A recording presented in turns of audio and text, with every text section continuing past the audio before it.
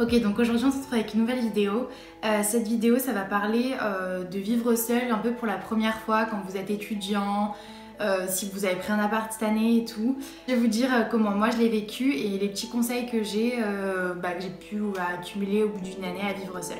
Alors déjà il faut savoir qu'avant de partir vivre seul, j'avais toujours vécu chez mes parents, mais on est le genre de famille où on n'est pas tout le temps les uns sur les autres, où j'étais beaucoup dans ma chambre, chacun était un peu dans une pièce. Et du coup je pensais un peu savoir déjà ce que c'était vivre seul parce que je me disais on passe pas beaucoup de temps ensemble, des fois je mangeais toute seule, on prenait nos repas à des heures différentes et tout. Donc j'avais déjà l'impression d'être assez autonome, de vivre seule et je me disais ça va pas me faire une grande différence en fait. Donc j'avais l'habitude, en plus je suis quelqu'un qui a pas trop de mal avec la solitude, avec rester seule pendant quelques jours et tout, ça me dérangeait pas trop. Du coup je me disais bon bah easy, hein, franchement finger in the nose. Je pensais au début de l'année que je rentrerais pas les week-ends, j'avais dit à mes parents bon bah voilà ça y est, je rentrerai un week-end par mois, vous me verrez pas, je vais faire ma vie là-bas, blablabla blablabla. Et en fait très vite je me suis rendu compte de plein de choses. La différence entre être tout seul dans sa chambre ou dans son salon mais avec d'autres gens dans une maison et être tout seul dans une maison mais tout seul. Genre il y a vraiment une différence que dans un des deux cas vous savez qu'à n'importe quel moment votre soeur, votre frère, votre père, votre mère peut rentrer et vous pouvez avoir une interaction avec quelqu'un. Alors que quand vous vivez seul, genre t'es sûr qu'il y aura personne à part le voisin si tu fais trop de bruit qui viendra te voir. Et je me souviens que des fois, j'ai pas passé beaucoup de week-ends seul à Béziers mais j'en ai passé 2 je crois. Et je me souviens que ma mère m'a appelé genre le samedi vers, je sais pas, 17h. Et genre je lui ai parlé, je me suis rendu compte que c'était la première fois de la journée que je parlais. Parce que du coup t'es tout seul, enfin genre je me parlais pas à moi-même, enfin ça m'arrive très souvent.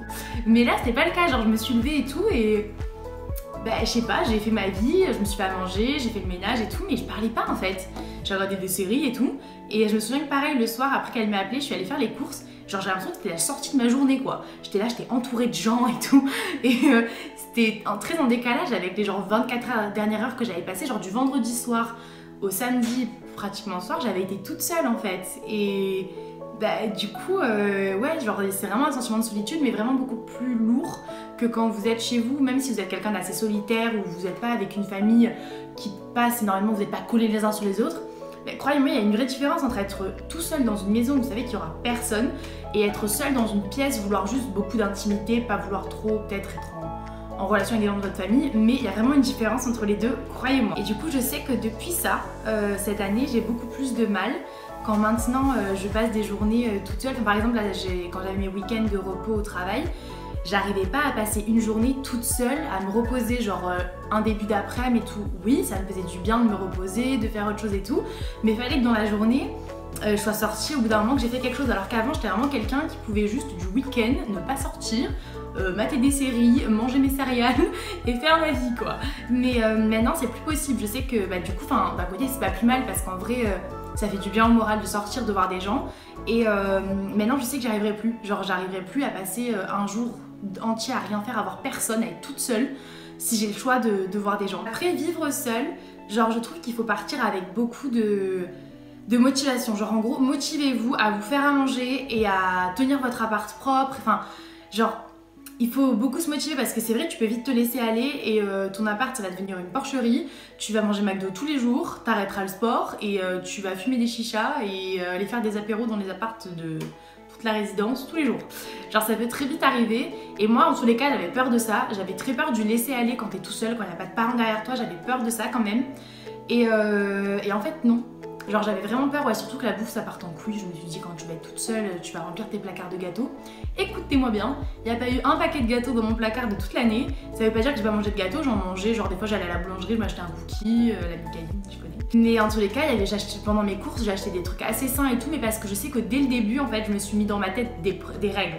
Genre je m'en suis mis comme une adulte toute seule en fait. Je me suis dit bon dans la semaine il y a au moins une fois où il n'y avait pas de jour fixé ni d'heure, mais quand t'as le temps tu fais un peu de ménage et ça m'aidait à me sentir bien. Genre je sais que j'ai des potes qui ont des apparts crado et tout, et ils se sentent pas bien dedans. Après c'est parce que des fois ils ont pas choisi, mais quand ils ont loué l'appart il était déjà un peu insalubre, genre les murs et tout ça.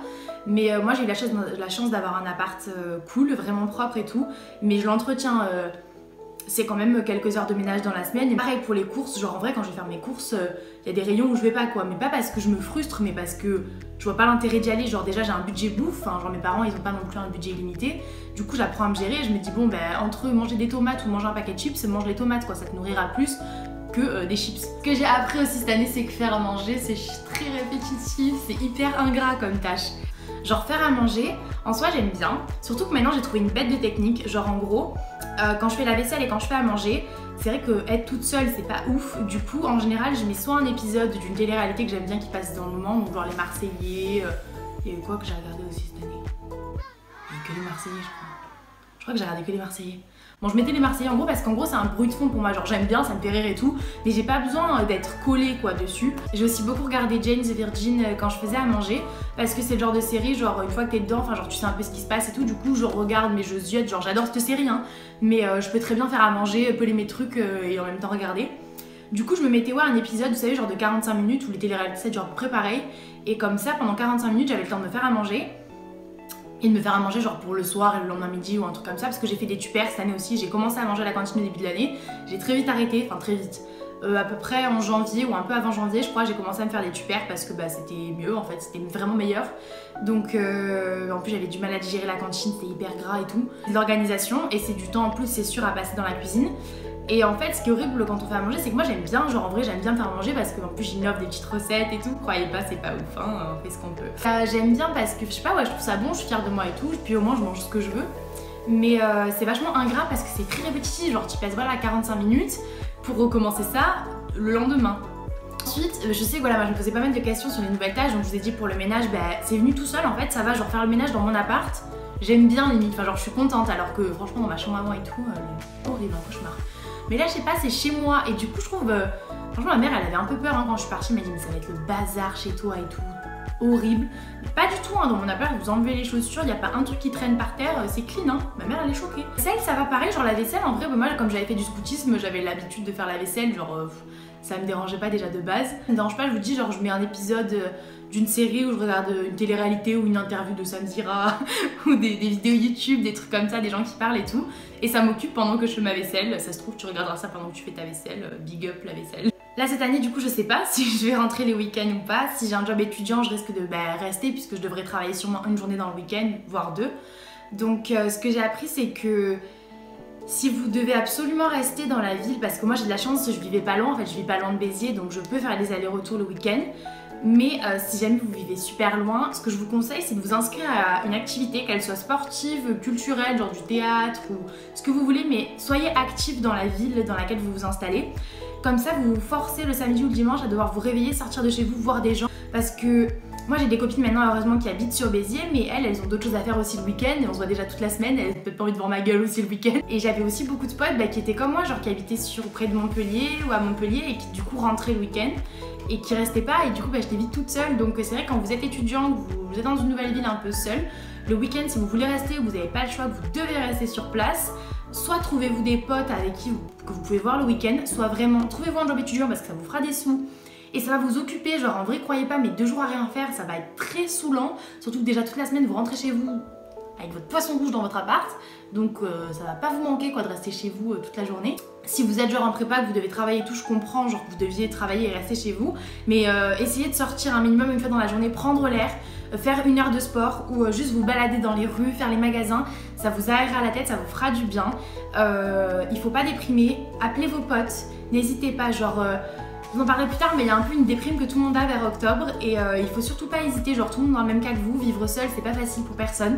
Moi ce que je vous conseille beaucoup c'est la coloc, je sais que là c'est un peu tard parce que tout le monde a choisi ses apparts mais c'est pas trop tard. Elsa que vous avez vu dans une autre vidéo sur Polytech, elle avait commencé à vivre dans un appartement toute seule, elle a pas trop kiffé et elle est partie, hein, elle a vécu 3 mois dans cet appart et après elle est partie dans une coloc.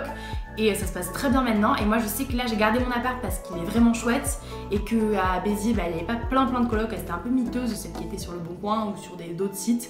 Du coup ça m'a pas donné envie. Mais quand je vais partir de mon DUT et que je ferai une licence, je sais que dans la prochaine ville où je serai, je vais regarder de faire une coloc parce que ça paraît super bien. Genre c'est un peu sous-côté les colocs, à mon avis c'est vraiment la folie. Et t'as quand même ton intimité, après il faut tomber sur des bonnes personnes c'est sûr. Il faut savoir vivre en communauté. Mais franchement je pense que c'est quelque chose à envisager parce que vivre seul, après tout le monde le vit différemment. Mais croyez-moi, j'ai eu plein de potes autour de moi qui ont vécu seul cette année et pour personne ça a été hyper bien. Mais ça n'a pas été horrible non plus, genre vous inquiétez pas, ça va aller.